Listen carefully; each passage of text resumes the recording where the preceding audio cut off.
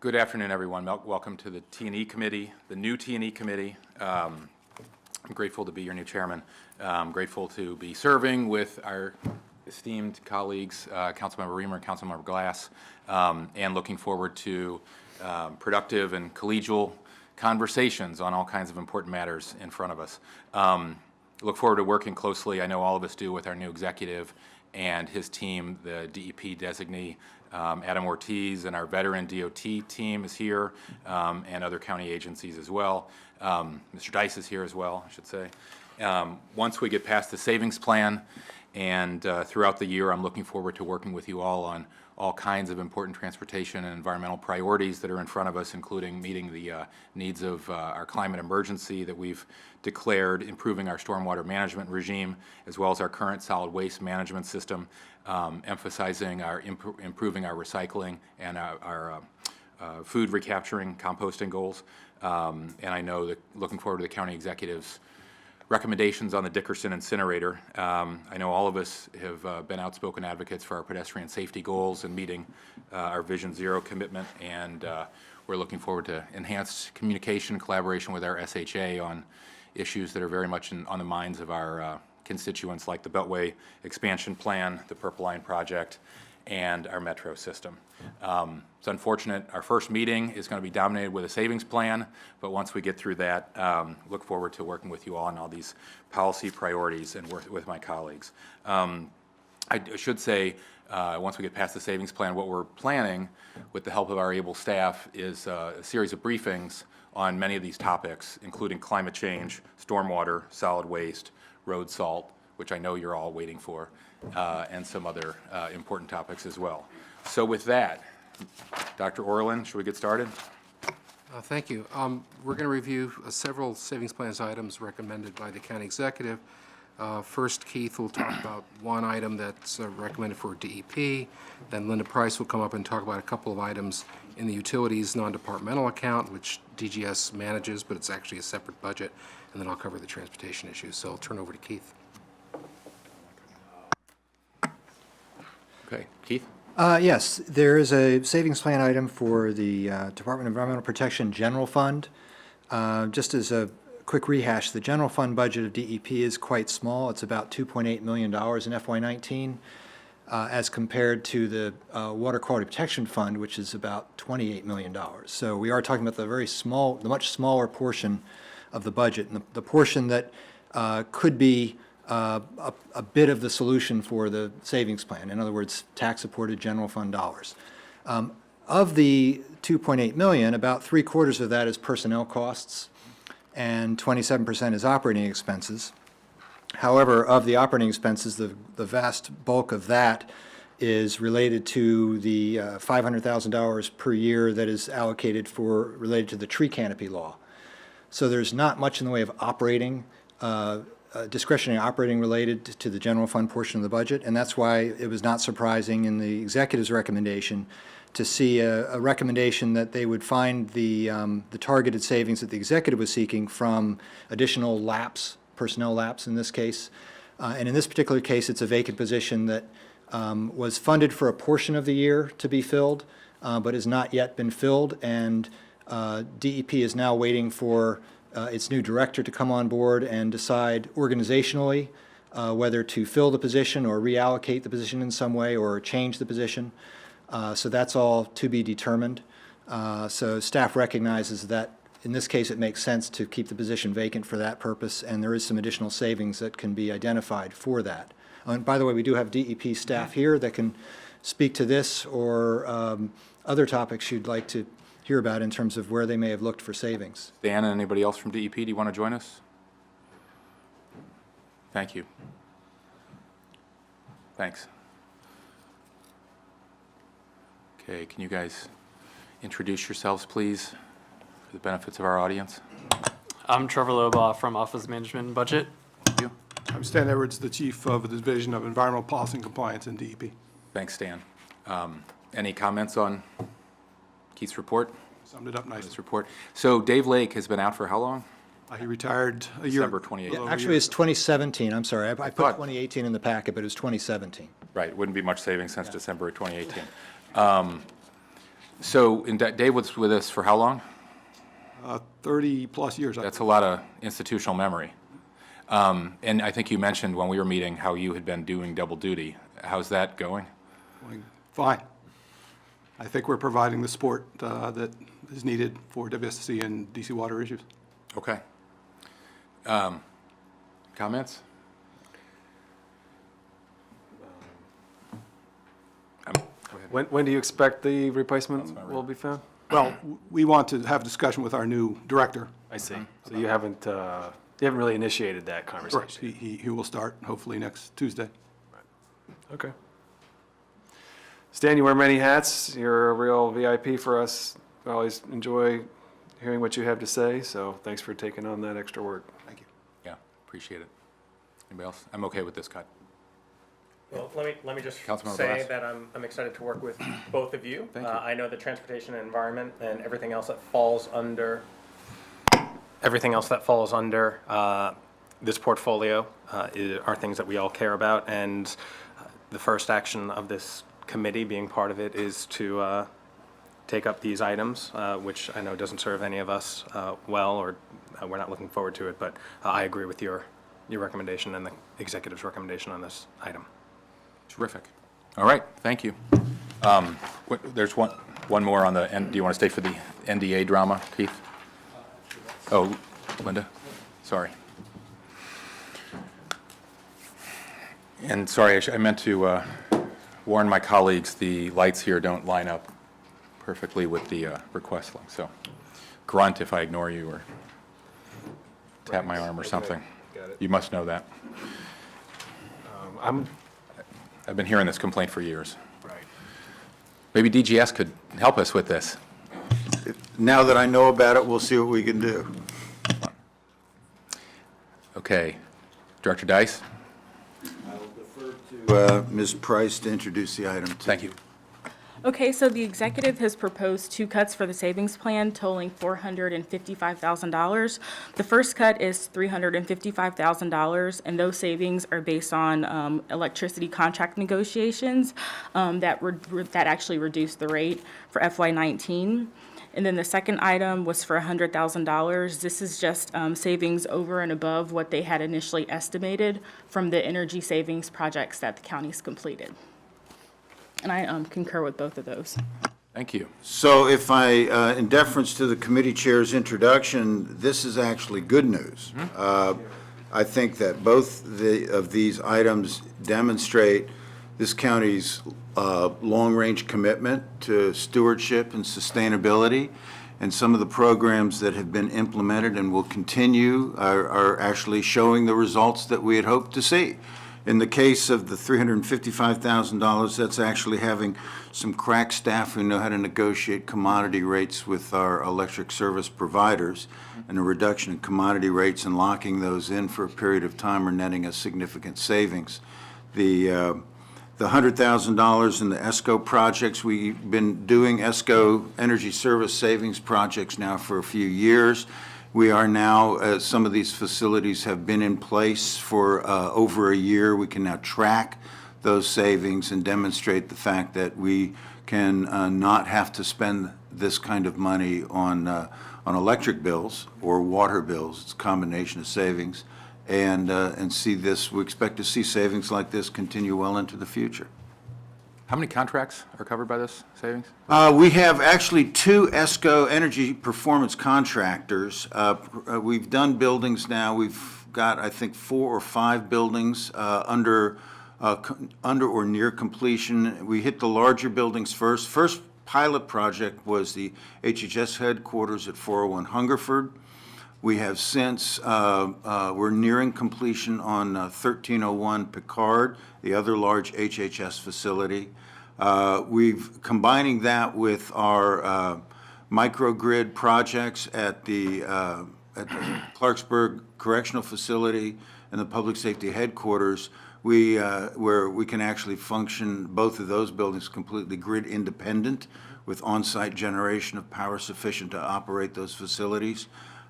We think that we're going to see some very significant savings. It takes about a year for each of these projects to be online, to be able to document the savings. So that's why we're seeing modest amounts now, but we expect to see a great deal more over the next year to two, and then on into the future. It's a great success story. I'd just like to add one project, the council office building. Can't leave that one out. I was going to mention that. Yeah, council office building's not done yet, so, but that will be on the list. Relief. And we are actually developing systems so that you can watch the savings, live tracking of the reductions, metering that show savings and spikes, high usages, low usages, and seasonal usages. So actually, we'd like to see the day where the building occupants can see that their use of electricity has a direct impact, even on an individual basis on Real energy time. savings. Real time, yes. And where do we see that? You mentioned it's on your website? Yeah, it's, we're rolling it out. You'll see it later this year. We're starting to roll out indications and dashboards for individual buildings. That's underway right now. And do you have other buildings you want that are targets for the ESCO program? Well, the gorilla in the room really is the executive office building. That's, the work required on the EOB is so significant that it exceeds the demonstrable savings we would get, and so it's finding the right amount, the right funding, or the right resources to both do an energy savings contract, also that helps but will not entirely cover the infrastructure costs of upgrading the primarily the mechanical system and instituting smart controls. The ideal capabilities to be able to control the building by floors, as opposed to just what we have now, which is a very large on and off switch for the entire building, which is not the best way to manage a building system.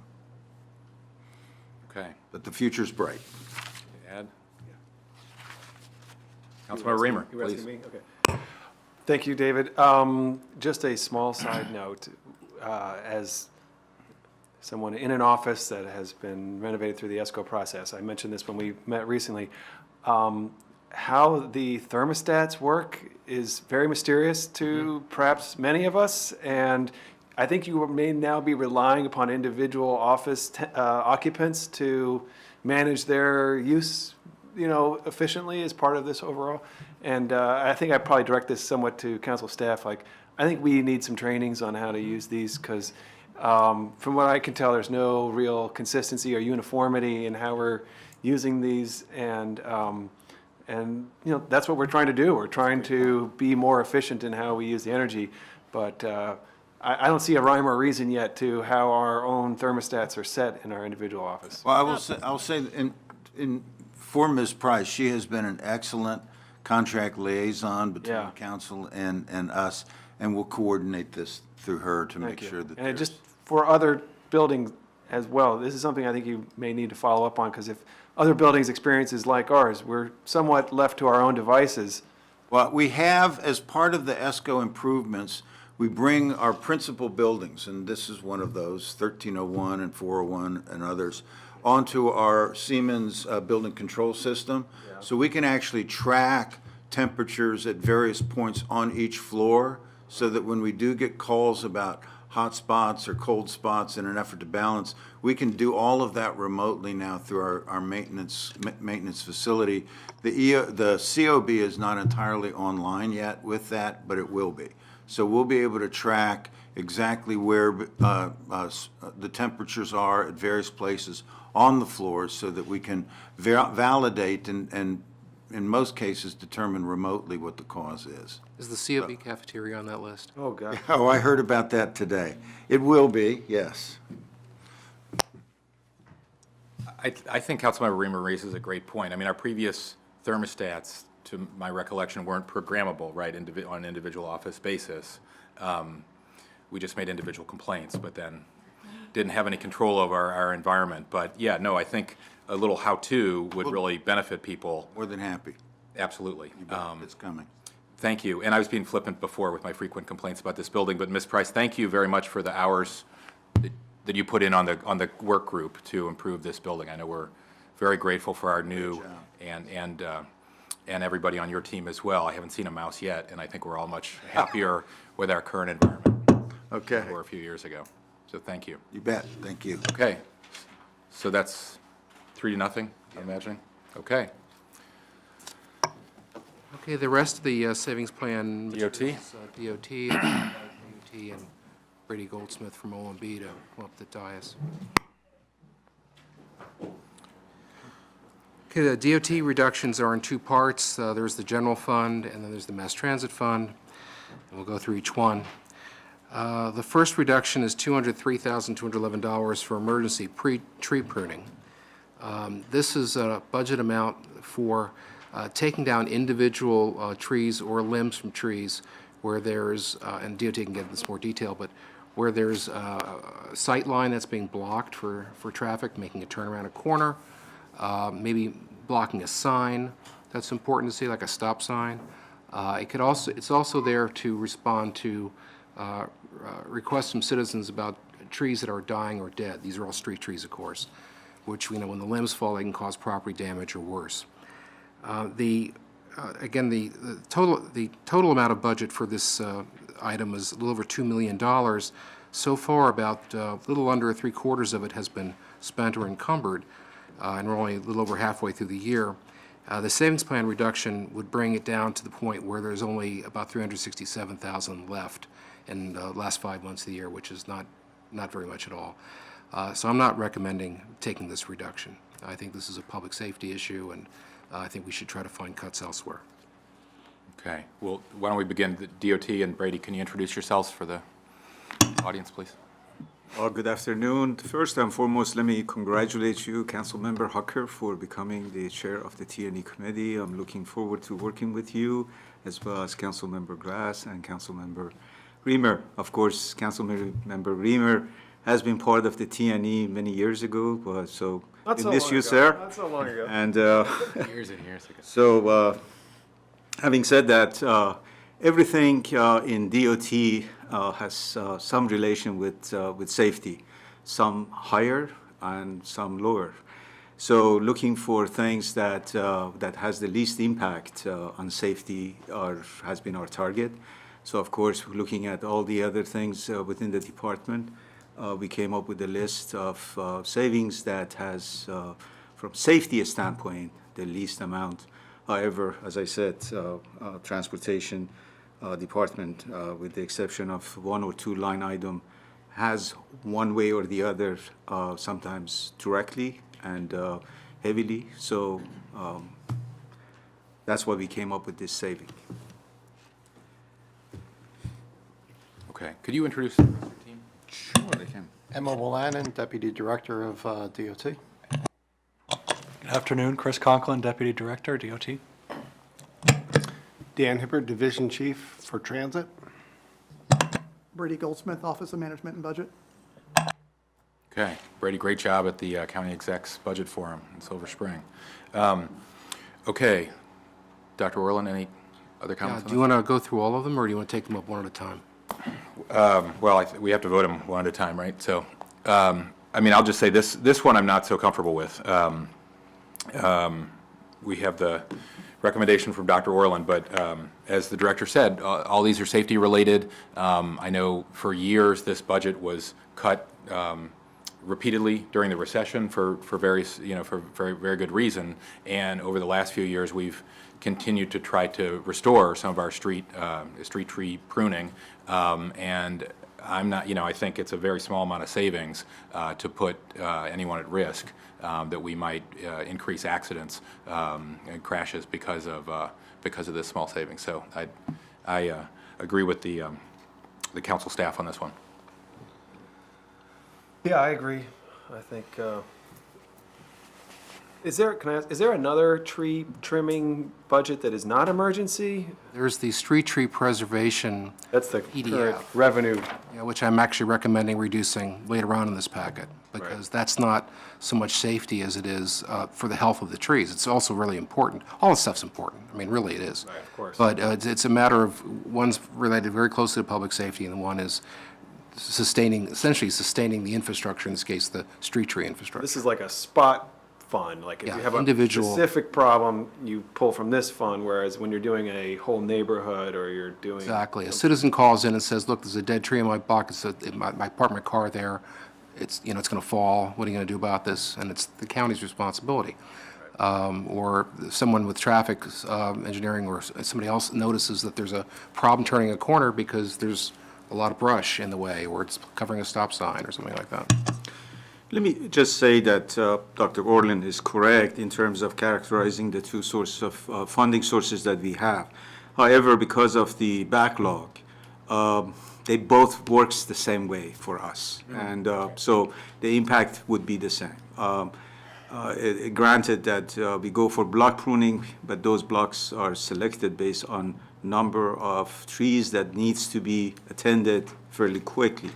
So, So if I understand what you just said, you said, basically what you're telling us is that if we accept this cut in this fund, to the extent that you have public safety issues, you would pull them from the regular program if you had to. You'd figure out a way to make the cut, is it? that's the trim, basically not the correct. cut? I mean, if there is a $200,000 in terms of saving plan, it's okay to take it from the CIP, or the operating would ultimately will be.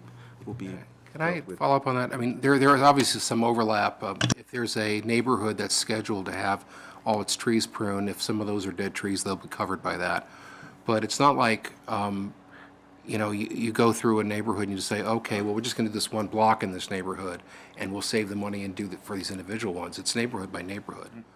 And in fact, it used to be in packets that I would do for the council, I'd get from DOT, here are the neighborhoods that we'll actually do, or plan to do, unless something happens that's bad, over the course of the next year. So I think it's not apples and oranges, but it's, you know, apples and crab apples or something. It's, you know, there's a relationship, but it's a different kind of thing. The preservation fund, just to be clear, is the block by block. Neighborhood by neighborhood. Neighborhood by neighborhood, that's how I understood it, yeah. Okay, I'm fine with not taking this reduction, Councilmember Glass. Yeah, I want to echo the sentiments that you've shared, that I feel that we're cutting off our nose to spite our face, and that there are some legitimate safety concerns related to the removal of this from the budget. So I would concur and oppose the cut. Okay, that's 3-0, Dr. Orland. Okay. Next one? Next item is stump removal. The council, as you know, well, the committee members know, there's a long backlog of street tree stumps that haven't yet been removed. And the council added money over the executive's budget last year to, actually, with the large amount that it added, it doesn't even cut into the backlog. It just keeps the backlog from growing faster than it would otherwise would have. The DOT has not spent any money so far this year on stump removal. The executives recommended reducing the budget by half. It's still leaving some money in there for stump removal. I'd have to disagree with the comment that everything in here is safety-related. I don't think stump removal is really safety-related. That'd be a real stretch. It is an important thing for the county to do. It's certainly an annoyance for citizens. It's sitting there as a county responsibility, and it's something that doesn't make residents happy. But if you're trying to balance off priorities, and this is just my judgment, it's your judgment's what counts, is I think this wasn't as important as some of these others that need to be restored. So I'm agreeing with the executive on this one. The only thing I would say is, again, Dr. Orland is correct.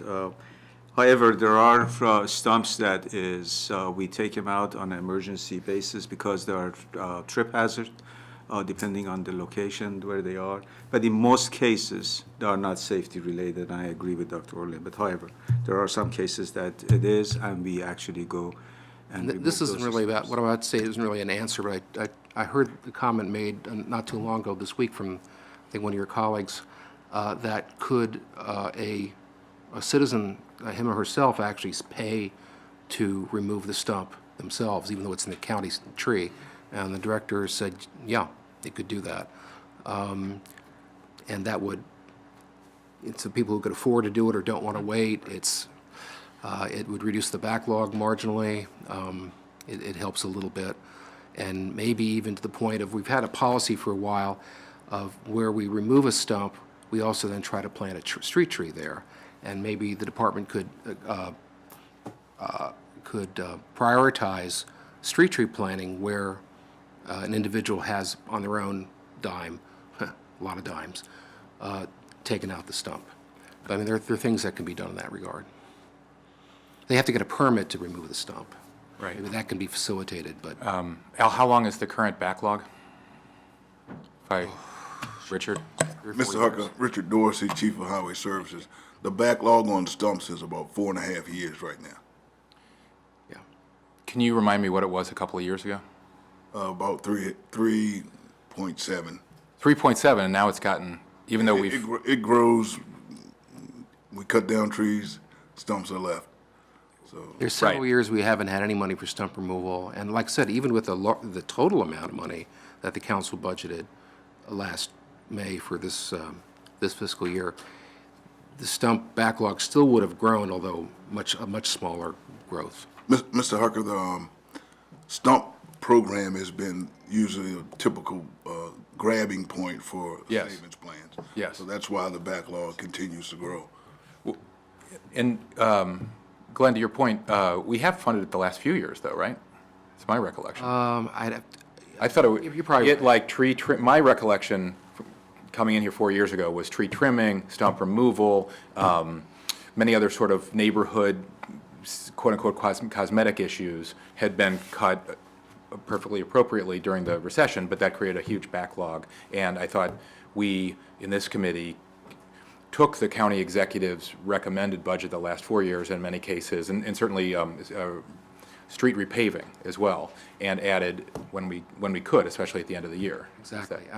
I know you're right that it's been at least 2 years, and it may have been even 3, that the council's added money over the executive's budget.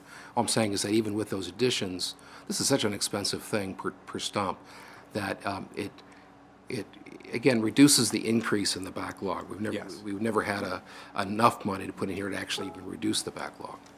But even reducing the increase in the backlog is not a bad thing.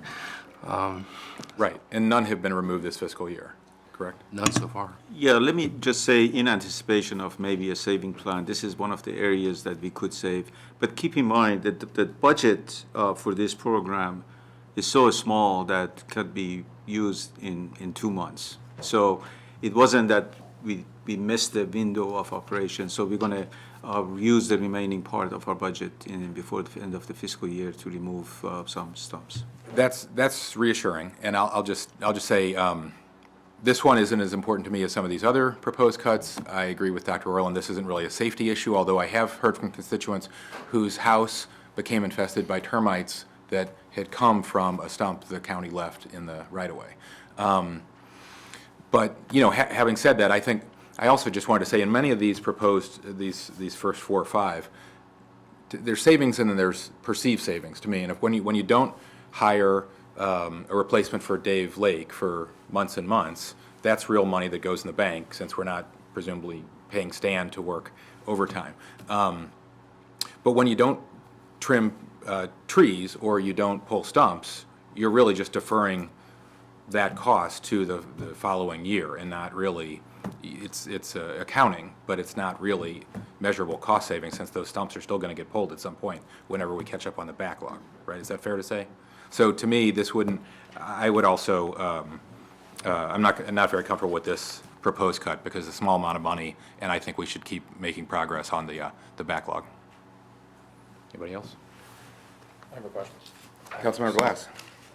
Just to clarify, so the $134,500 that this line item is suggesting be cut, that is what the council in FY19 added on top of the executive? Is that the exact same amount? I'm a little confused. I think it's the whole 279,000.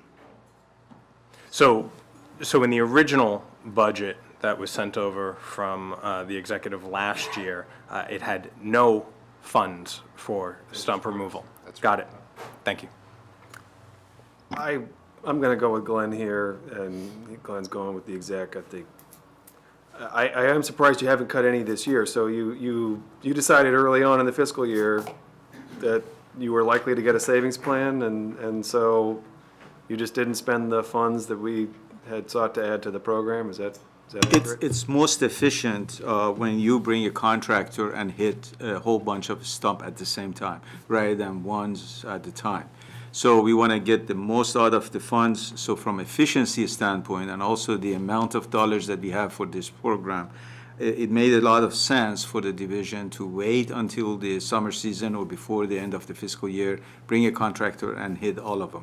If, in case we had a saving plan, that would be area that I would go, because, as I said, most of the things that is in DOTs all have a very direct impact on safety, public safety. So this is one of those that we selected for. So, I mean, we'll be back here in a couple months working on the FY20 budget.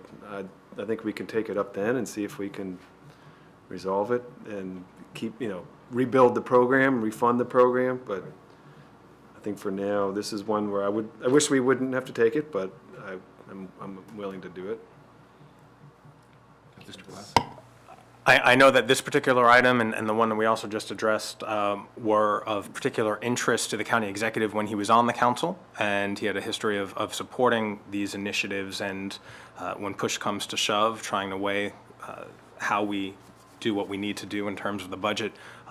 I'll be quite frank and say that I'm going to be as deferential as I can to the county executive in the 6 or 7 weeks he's been on the job trying to manage this large bureaucracy, and so I will concur with his decision on this line item. Great. Okay, $35,000 for new and replacement traffic signs. Yes, sort of put this in a bit of the same category as the first one. These are for signs which are wearing out, sometimes they're hard to read, and for pavement markings, whether crosswalks or stop lines or anything else, which need to be replaced or enhanced.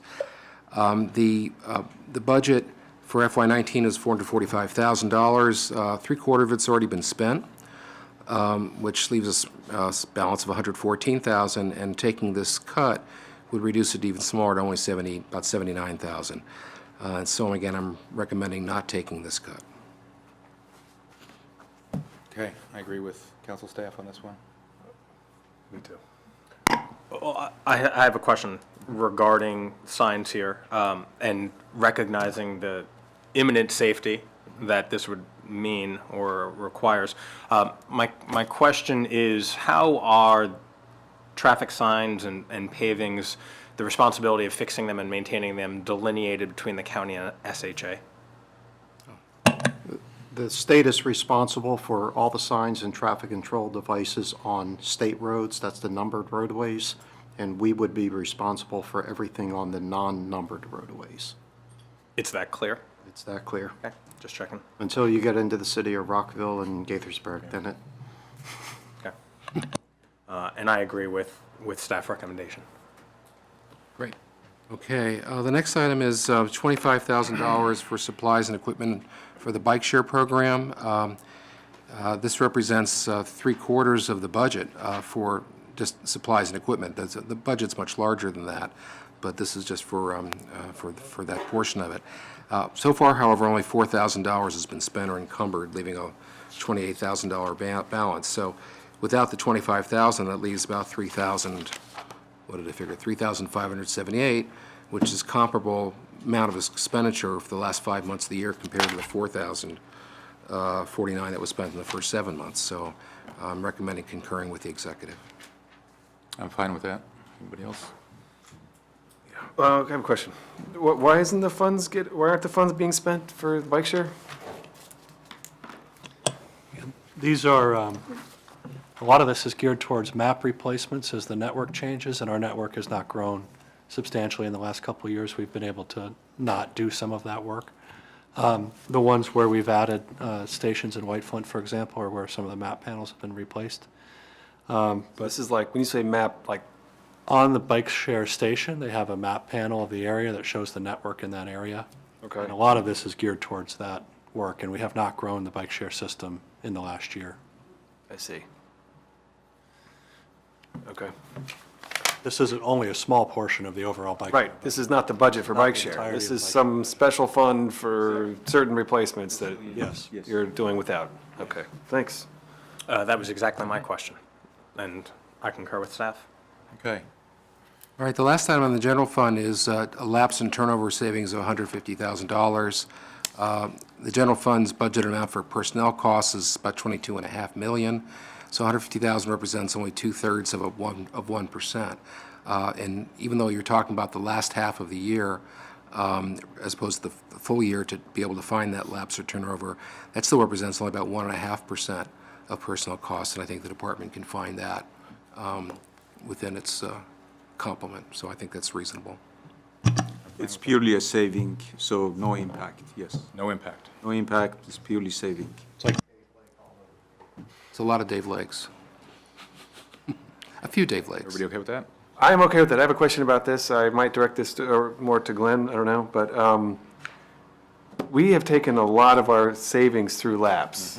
It has been very, very important in our mid-year savings over the last couple of years, probably since the beginning of time, but it's certainly been my experience, you know, which is lapse is unfilled positions, basically, right? Right. Lapse in turnover. Turnover would be somebody who's expensive retires, leaves, whatever, and replaced by someone who's younger and doesn't cost as much. So this is a kind of more of a global issue, and I've talked about this a little bit with Andrew Klein. You know, I have heard the county executive talking about reducing headcount, and generally speaking, I think it's important for us to do more with less, and if we can not have positions, then we shouldn't. But it's interesting, this balance when we're claiming lapse, we're using lapse to get through the fiscal years. It's almost like it's a reserve fund, and if it wasn't for having the lapse, we would be, you know, cutting back on a lot more services directly. There would be a lot fewer funds to go in. We'd have to go a lot deeper into our funds. So I don't know if there's a response. Maybe this is more rhetorical, but, you know, lapse is an essential fiscal management strategy for us, claiming lapse, using lapse, and without it, you know, so. In any organization, in any way, you have turnovers, and there are periods that certain position remains open or vacant for a couple months, 3 months, sometimes longer. So typically, 5 to 7% is accepted as a lapse for any personnel budget, I would say, in the industry. However, there are cases that you have freezes in place because of anticipation of saving or other reason, or positions that became vacant and we were not able to put back the new person on time. So in this case, it was a saving that we realized. Of course, the position now is in place. However, it was a saving for us. And usually, in some cases, we're looking at the lapse because the person who leaves or retire at the top of the salary scale compared with the new person that comes from outside, and there is a delta in between the total personnel costs for the person who left and the new one that comes in. But again, the lapse is something that it's embedded in every personnel budget. And it's we important. usually have, You need it. in DOT, actually, we have a lapse that we monitor and we are on target. And in this case, we actually exceeded our lapse. So we show it as a saving. Thanks. Mr. Raymer, I mean, the council office also has to take a cut through the savings plan, and we're achieving that entirely through lapse. Of course. No, lapse is essential. You know, Hiring freezes help us get through the year, no question about it. Just wanted to observe that, I guess. Nothing much more to say about that. okay, so the next set of issues has to do with the mass transit fund.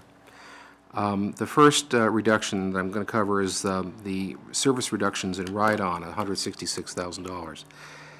The exec's proposing reducing service on 8 routes, 7 of them weekday routes and 1 of them on Sundays. And they're listed there in the bullets in the middle of page 3, and they're maps, just in case you don't remember all the route numbers, they're maps of each of the routes in the attachments.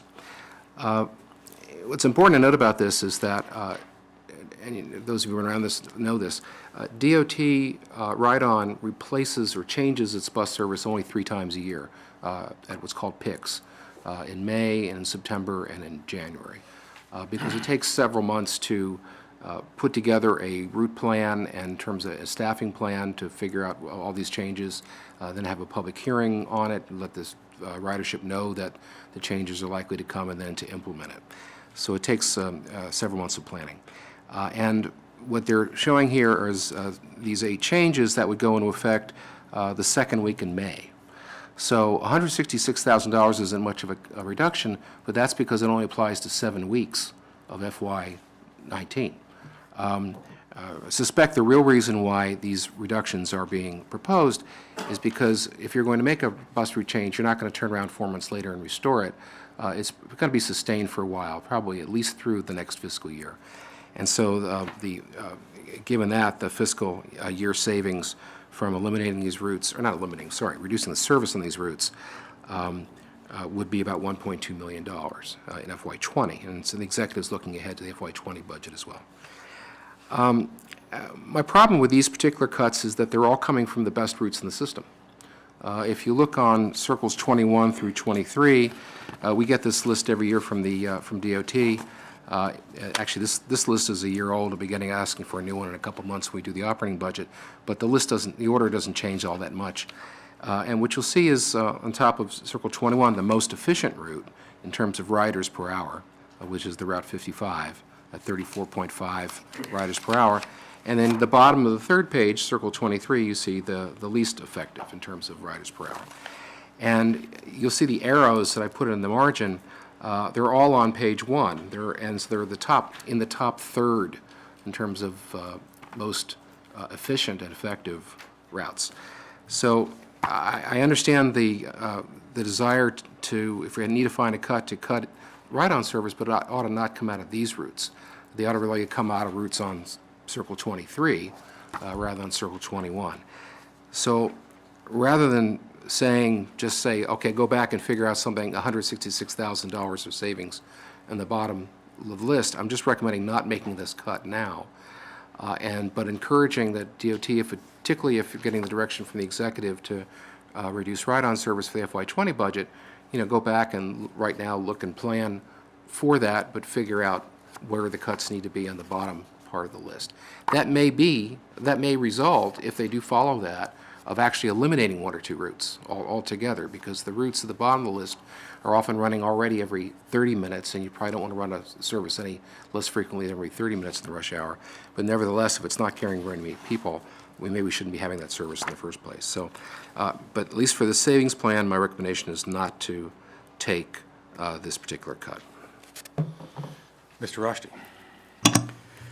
Well, to be frank with you, sir, when we were thinking about how we come up with our saving in mass transit, our initial thought was maybe looking at the low productive routes.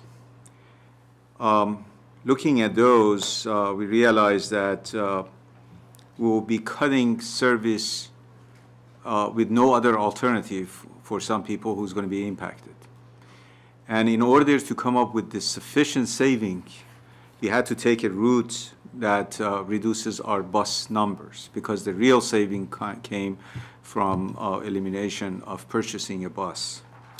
So our thought was, do we provide probably, Route 55 that Dr. Orland mentioned, for example, we have the ride-on extra during the peak hours that runs on that same corridor. So we felt that is there. However, the issue was, if you are a bus route or a rider, of course, going from 15 minutes to 20 minutes is not pleasant, but the bus is still there available to you. However, if I eliminate the route that goes to Tobytown, those folks have no other alternatives in terms of mass transit to get to, let's say, other parts of the county. And in order, as I said, to come up with the saving, I had to eliminate, I believe, Route 83 or 82, and that was, again, all-day service, a full week. So that was the challenge, and I came with the conclusion that rather than complete elimination of service from some of these people, we take the frequency reduction. The other thing to keep in mind, as Dr. Orlin mentioned, For changing frequency, I don't need to go through any public hearing. We can basically go to from 20 minutes to 15 minutes and 15 minutes to 20 without public hearing. However, if I want to take a route completely out, we have to go through a public hearing, and that has its own impact. And whatever we do, it's going to remain for a while, except that if for any reason next year our funding and our resources are much better, then we can put the frequency back in place without waiting and doing a lot of other public hearing and public outreach. That was really the primary reason for us selecting those routes. Okay, well, I'll begin by saying these are not cuts I'd recommend we take at all, if I can suggest a third alternative. We have countywide goals of increasing our bus ridership and our transit use in general, and our multi-mode share goals that we have set for ourselves to hit. Our ridership may be declining at times, but we want to reduce the speed at which that's happening, and that's a national phenomenon, I realize. This is a small amount of money, and the cuts are on the backs of people who need our ride-on service, that need to get to work in many cases, that many cases don't have cars. The unintended consequence of cuts like these in general, I believe, is some people will drive if they have access to cars. They might choose to do that. Some people will be late to work. Some people have less time with their families. It seems like a cost we don't really need to bear for such a small amount of savings. And doing it now, if it has the effect of predetermining cuts to bus routes in FY20, isn't exactly really what I, think the committee ought to be doing in February 2019. We also, I know, Mr. Roshi, you've talked about a microtransit study that DOT is conducting that's going to result in recommendations on how to cut back on some of our least used, least efficient routes. So I look forward to that. That's going to produce some savings in some efficiencies in the less used routes. If the committee does decide to cut bus routes, I agree with the director over Dr. Orlin in that I wouldn't cut Tobytown and some of these other routes. I was here last year and the year before when we had a difficult, at times emotional, multi-year decision that we reached to restore service to Tobytown for a very small number of people, admittedly, who really need it or in a very isolated part of the county. And that's the case with some of these other routes as well. So to me, this is a small amount of money at a time without the analysis that we might be able to take advantage of later in the year. And I would just as soon restore this funding and not take these cuts. Councilmember Glass. So last week, I attended my first COG meeting of the Transportation Planning Board, and at that meeting, talking about equity emphasis areas and areas within the greater Washington region that are in need of transportation services and other types of economic development, and coming back to the central point that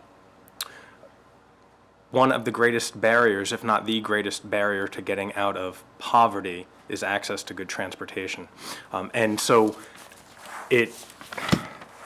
I was dismayed when looking at the map that the Transportation Planning Board provided of the equity emphasis areas within the DC region, and most of the cuts that you're proposing are in those areas. And I find that problematic because as the county executive and the county council are about to embark on a full-blown equity strategy, I think we'd be leading off the wrong foot by going down this approach. And I share the chair's concerns and do not support these cuts. I will join my colleagues for sure. I appreciate that DOT had a mandate to submit savings, and so you did what you had to do there, but I think we need to be working to expand bus service, and if we were to take these cuts, then that's just that much more we got to dig out from in the spring, and we ought to be trying to enhance our service and increase it, and I think this would just be a setback for our ability to do that. So respectfully, I think we'll recommend to our colleagues not to take any cuts in bus service and instead try to move this conversation towards how to expand it. Okay. Okay, on top of page 4, this should be a pretty easy one, I think. There was money set aside to deal with the closing of the Littonsville Place Bridge for the construction of the Purple Line. I think I probably misspoke here. I said is to handle traffic operations. This is really having to do with the transit routes, right? This is pure saving, and the bridge is now open, and so I would say no impact. But it was transit service. Transit services, yes. I'll correct that for the council packet. I apologize. Yeah, we're glad the bridge is reopened, and at a future hearing, I'll remind you of some of the requests that the community still has for pedestrian safety enhancements in that area. But this is fine with me. Everybody else? Great, okay. Free shuttle? Hey, yeah, back to bus service again. Now, this is different. This was a free shuttle that was initiated 2 years ago, I think, very recently, to try to promote the businesses and office, try to create some occupation of some of the vacant office buildings in Rock Spring Park. It's a contract that runs year to year, starting in June. The next contract would start this coming June, but what happens is you encumber the money for the entire year. So if you don't have the contract going any further, starting in June, then a whole year's worth of encumbrance is eliminated. This is a service that really didn't produce anything. If you look at the numbers of DOT, there's at the middle of the page, Route 96 is an existing ride-on route that runs basically the same route as the shuttle, except that it makes some stops along the way, and of course, like a regular ride-on service, it charges. So it's $2 fare, and $1 for seniors. You see that prior to the shuttle, there were 465 people per day riding the 96. After the shuttle operated, most of the ridership came off of the 96. And so it was only generating 35 more passengers a day, about 7.5% more. And more than half of those basically riding for free. So it was probably because it was a free service. And so the exec's recommending deleting or eliminating the service, and I concur. Okay, I'm fine with that. Councilmember Reamer? I had a couple questions. So first of all, I thought this was an important initiative to try to support Rock Spring, which is a part of the county that is struggling as it transitions as an office market, and I think there's a lot we should be doing there, promoting protected bike lane networks, anything we can do to activate that area. I thought this was a really worthy idea. I'm curious to know how this matches either your expectations or your hopes when you started the initiative. Did it come in about what you thought it would, or were you hoping that maybe you'd get double the ridership that you got? How does this compare? Yes, appreciate for the opportunity to respond to your question. When we started this shuttle, my hope was that we bringing the metro station to the Rock Spring, because this shuttle will be non-stop coming over there. And of course, the ridership on this shuttle was very attractive and very encouraging. However, as with any other, I would say, transit routes, you cannot really decide within 6 months or a year. You have to give the time for the route to mature.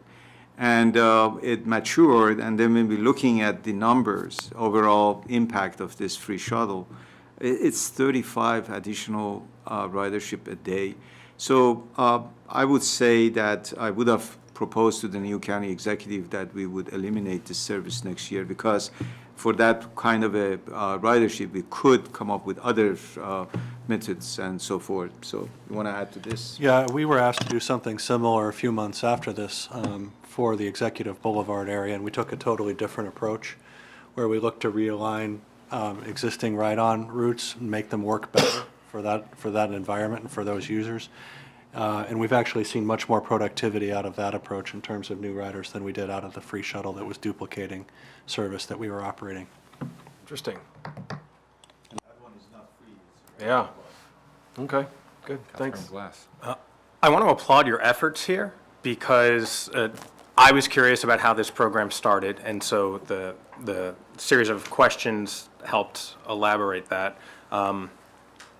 And I'm a big proponent of trying and failing fast. And clearly, we've done that. We've tried. It hasn't worked. Let's move on and try to solve another problem, and I support these cuts. Great. Okay, the last proposed cut from the executive is a $150,000 reduction in the fair share program. In the aughts, we had a fairly sizable program where called for fair share and super fair share. There were basically incentives for employers to buy down their employees' transit fares. And so fair share, the way the deal worked was if an employer provided an employee with a, say, $10 per month subsidy on his or her transit fare, the county would match it with another $10, so it would be a $20 buy down. And that would go, that arrangement was for a year. A little later in the aughts, the idea of super fair share came up, and that was a 5-year commitment on the part of the employer, where in the first year, the county provided the first $49 of $50 subsidy. The employer only had to put up $1, but in years 2 through 5, it was 50-50. And it was a pretty popular program and worked pretty well, and then the recession hit, and away went this program. And so it was only a few years ago, it wasn't just last year, was it last year, 2 years ago? And you get old, the years run together. 2 years ago, thank you. That the council actually made the initiative to restore the fair share, super fair share, however DOT wanted to use that money to, again, provide these employer-based incentives. And the amount of money that the council put in was not as much as it had been in the aughts, but it was a start. And so as it turns out, in this fiscal year, we had a budget of $500,000, and to date, only $350,000 of that have been claimed by employers who were providing buy downs for their employees, and we're matching with $350,000. And this late in the year, it's not likely we're going to get too many more. So what the executive's recommending is just for the savings plan, reducing the budget effectively back down to the $350 that's already been committed. And I don't see any reason to disagree with that. And it's a saving, so I would say it's a. And this is a year-to-year thing, so again, it doesn't judge what you might want to put into the FY20 budget. It just means for the rest of this fiscal year, there wouldn't be any more money to use as an incentive for employers who want to buy down their employees' fares. So, yeah, why aren't the employers, this is money available to them, so I assume we're sort of in a responsive mode here. If employers claim the funding, then we'll provide it. So, do you have any intelligence as to what's happening? I mean, there has been some uptake of this program. People are seeing value in it, but there's a question of how much is required in order to get the money in terms of reporting, and the effort to just engage in this for smaller employers. It's a lot of effort for a relatively small amount. For larger employers, it could be valuable. Again, and a lot of it depends on how effective our marketing is. So, perhaps we haven't hit the mark with all of the employers that we could have to take advantage of the program. So in other words, if you're a smaller employer, your office administrator, probably your HR team, has to take on a pretty significant new task to participate in the program, and you might be saving your employees a very small amount of money relative to the workload required for your company. So that's something that we need to take a look at, how to simplify that and streamline that, because actually, I think the incentives that employees can get can have a big impact, right, on their... Nobody's arguing that this isn't a good program. Right. So we have this transportation demand management legislation before the council. The committee will be taking it up soon. As part of that initiative, I think... There's the potential for a better audience for this type of program. Right. But at the same time, a need for a streamlined approach to participation, it sounds like. So something to come back to when we take up that legislation, perhaps. Mm-hmm. Okay.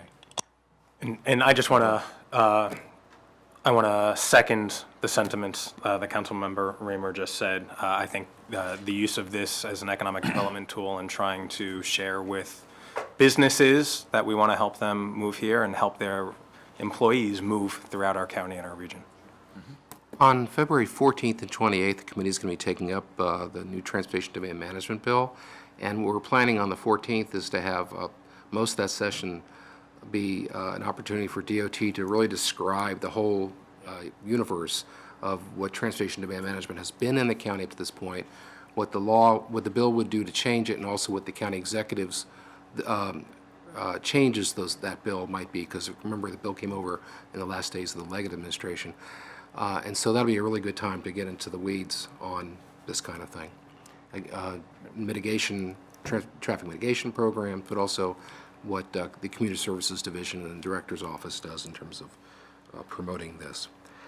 Okay, so the three cuts that you've agreed to not take total about $404,000. And so I was trying to figure out what can you do to, if you want to try to reach the executive same level of reduction for the savings plan, and maybe a little more, because frankly what happens with the savings plans is some committees, there's not money there to cut. At least it's a lot harder to find cuts in certain committees than others. So you can't always expect that each committee is going to be able to find, they might be able to find cuts that they don't want to make, but they're going to have a hard time finding additional cuts that they would be willing to make.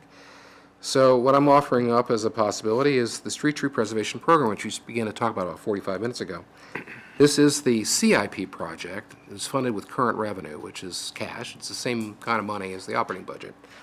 And it is for neighborhood block pruning. It's basically going to take an entire neighborhood and saying, okay, we're going to go through and we're going to lop off all the limbs, which are not just dead ones, live ones, but be able to keep the trees to the point where they can continue to grow for the next 20, 25 years in a healthy way.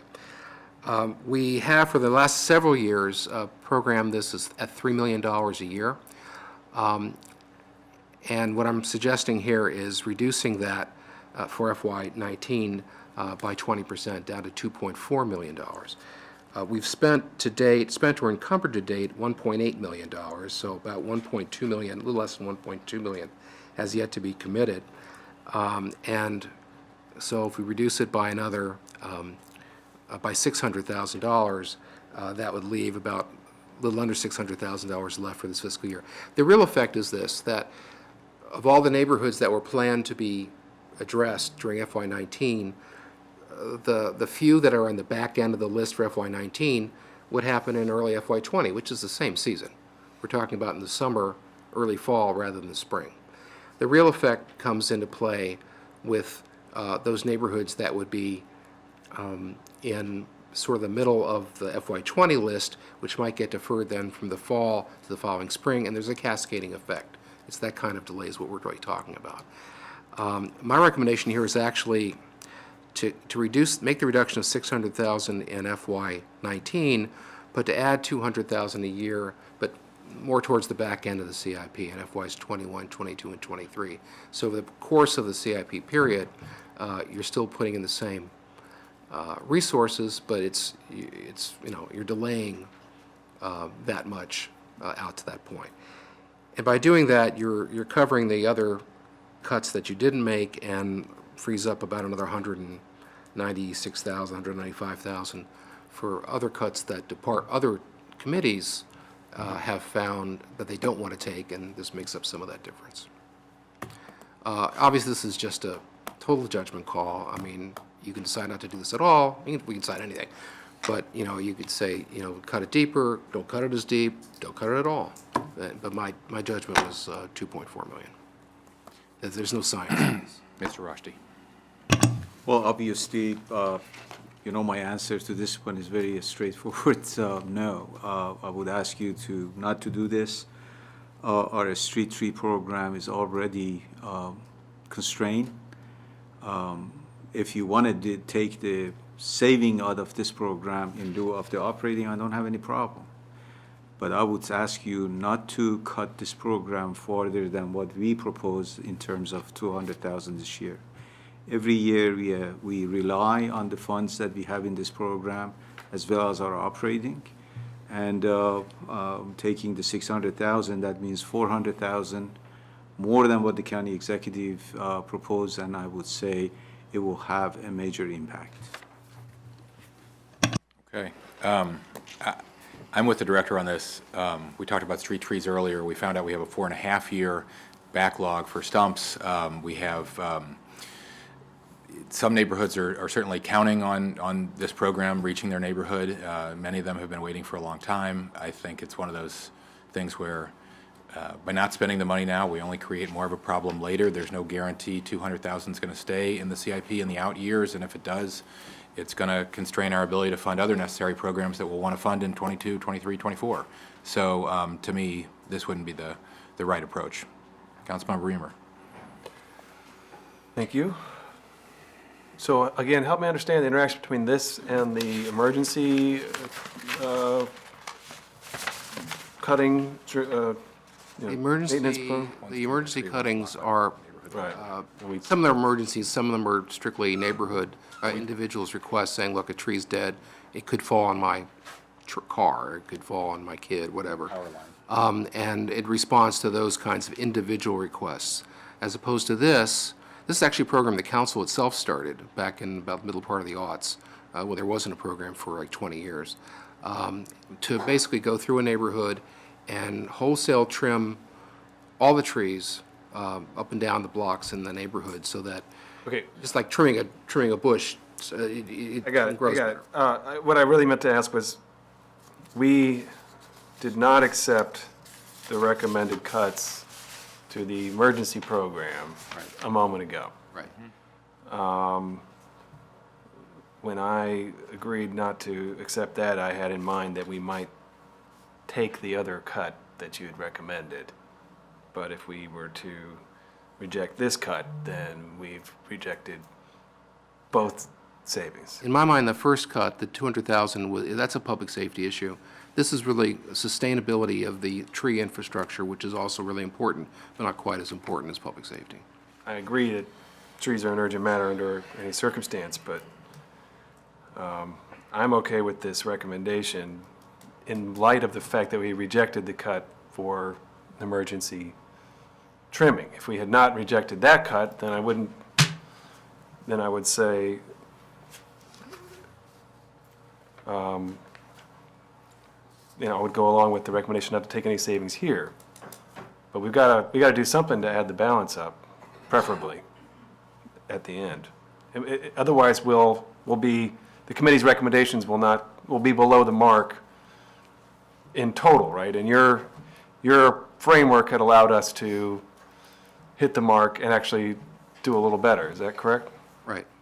And where are we now in the?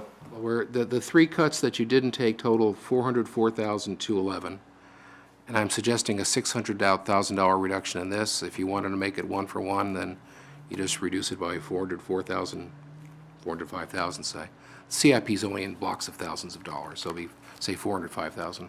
Director Rajdi. I keep saying that although the intent is block pruning, it does the same thing as our operating budget, because we have such a huge backlog that it is performing the same way. All I'm saying is, we offer 200,000 or 200 whatever thousand.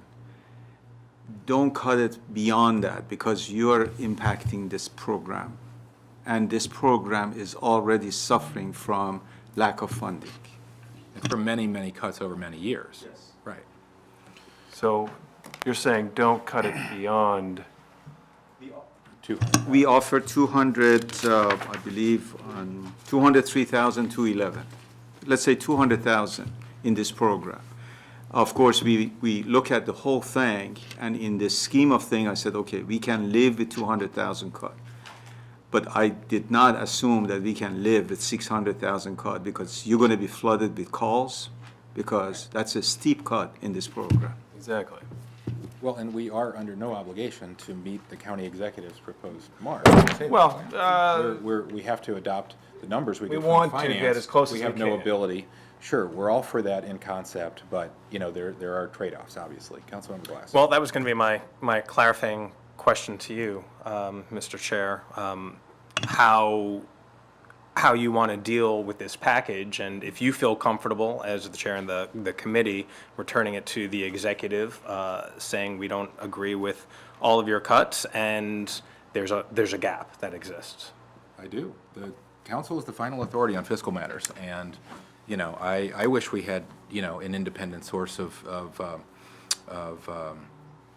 revenue numbers, but in any case, we're working with what we have, and, you know, every year I've been here, for every savings plan we've dealt with, we take what we feel is appropriate, and we would reject what we think is inappropriate, so that's our prerogative.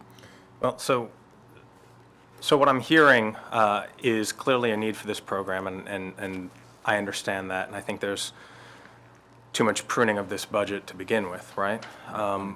Right, but that was terrible. Irresistible, huh? It's impossible not to. The jokes write themselves. I know, it's terrible. Don't invite me back. But I think Dr. Orland's suggestion of being cognizant of paying back into the fund to try and lessen that offset, if I understood it correctly, the residual effect that is in the later years, and Mr. Rashdi, you're saying $200,000 would be palatable, is that correct? In this program, $200,000 is okay, then I could go along with that difference. I could go with that. Okay. 200, and then what's the savings, which years are the savings scattered over? Sorry. We're doing the savings spread equally over 3 years?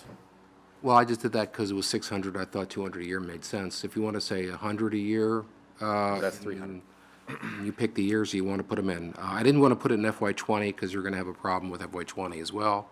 So I put the money out and actually as far out as I could. Again, we're only talking about, in some cases, delaying some of the work from the fall and 1 year to the spring of the next. We're not talking about big reductions here. Sure, it will have an impact on what else we can fund under our borrowing limits, though, right? When we have a CIP, this is not a CIP hearing. We will have a. This is CIP. Correct, but today we're not in the. No, you are. I mean, the savings plan that the executive sent over were only cuts to the operating budget, but in past savings plans, there have been cuts also to the CIP for current revenue. Sure, but we're not in past savings plan. I'm just reminding the committee that we will all have things we want to fund, and Dr. Orland in FY 22, 23, 24, and Dr. Orland will say, we can't fund those things because we already cut this, we already allocated this much money for this program in these years. So there are trade-offs to all these decisions. I won't recommend that. Pardon me? I won't recommend that. If you go ahead with cutting 600,000 and adding 200,000 last 3 years, I'm not going to come back in 2 months and say, oh, no, cut that 200,000. Right, well, we're not cutting 600,000. But so is it 200,000 spread equally divided by thirds across those 3 years? No. Why are you Divide frowning? it by 2 over 2 years makes the math easier. If that's the math we fail on, we're in big trouble. Well, it doesn't, 200,000 divided by 3. all right, that's 67,000, 67,000, 66,000. That's exactly right. So, In which years? well, you proposed 22 to 24. Okay. If you want to do equally over 23, 24, I'm not going to argue with that. Can I ask a Yeah, question? go ahead. Sure. I'm a little unclear here. So you had proposed in FY19, saving 600,000 from the street tree preservation program. Right. Evan, what did you counter with? Well, my understanding was that the department was offering to trim $200,000. 200,000. What does that mean? So save 200,000 from So the take street tree. 200,000 in FY19 out of the 3 CIP. That I agree, because it's consistent with the 200,000 that the county executive proposed cutting in operating, County executive proposed 200,000. which you did not That you take. did not take. That you Oh, did in not the emergency take. The fund. emergency. So I'm saying, take the 200,000 in the CIP in FY19. In FY19. Yeah, and then the issue that I think the council member Hucker was talking about is putting it back in the out years, I guess, for the 200,000. Right, and that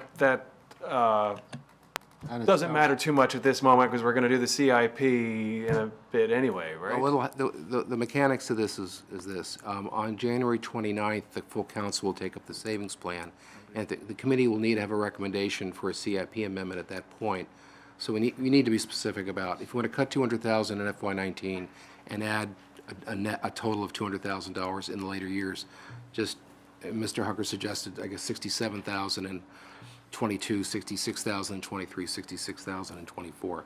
So- And we would do then to introduce the CIP amendment on the 29th, and 3 weeks later, we have a public hearing and action. Nice. That's The a lot. savings plan That's a would lot have of that in it. Process. Can I just ask, if we were to take the emergency fund cut instead, which we already rejected, but if we were to take that instead, are you saying that you could still cover the emergency That's what. cut requests from this fund? It's a different scope. It's a different, It's no, it's, ultimately, for us, It's, I'm saying. It I sounds like declare it is or I- flexible from your Because we were implementation. not, we assume that we're gonna have our CIP untouched and available to us. So therefore, if there is an emergency, I will take it out of the CIP.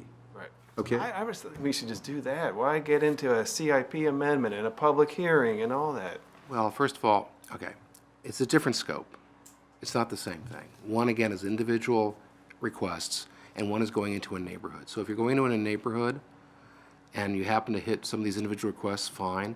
Most of the individual requests are not going to be in these neighborhoods. Okay, but then that's what you're saying, but that is not exactly what, I'm talking Dr. about Rushdie the is scope saying. of the project description form in the CIP, which is what the appropriation of that project calls for.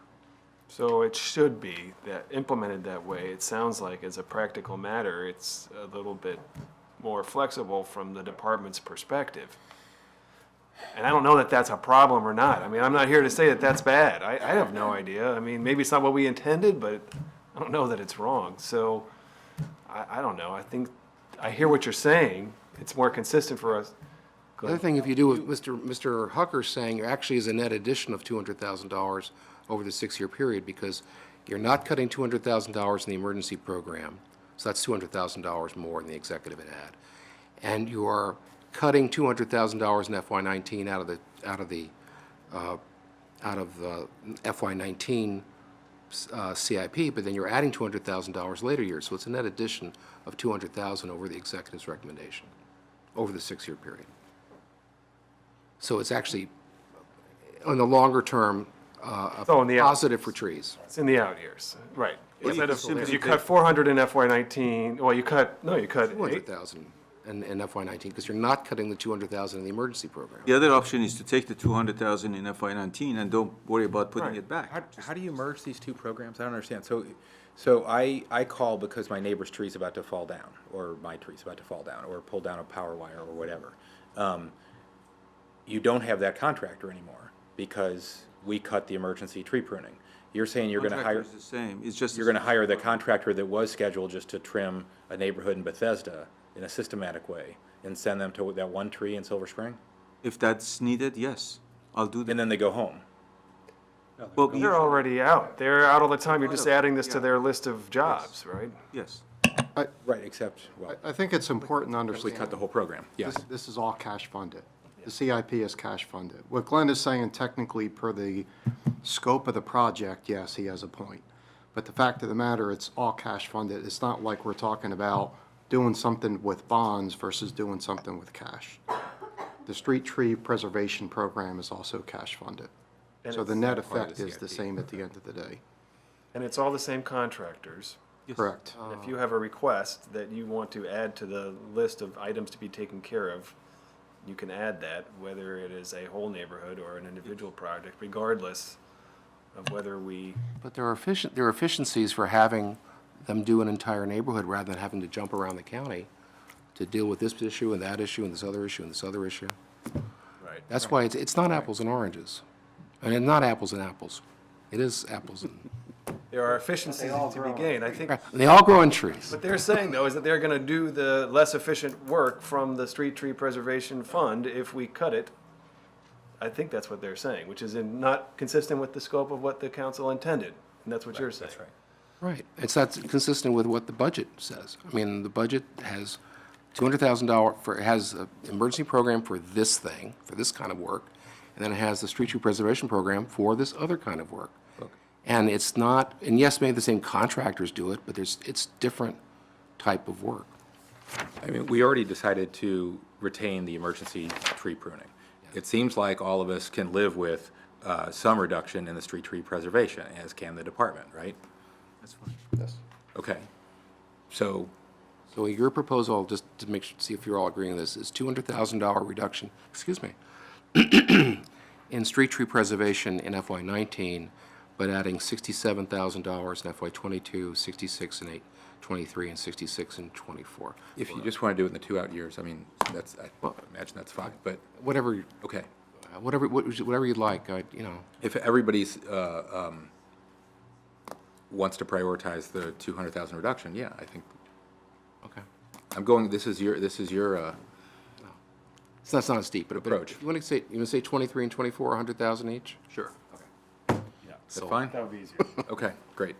All right, so that leaves, that means the committee's net recommendations, for whatever it's worth, is a lesser cut than the executive by about a little over $200,000. But that's what it is. Peanuts. Okay. Okay, Is that it? we're done. All right. Thank you, everybody.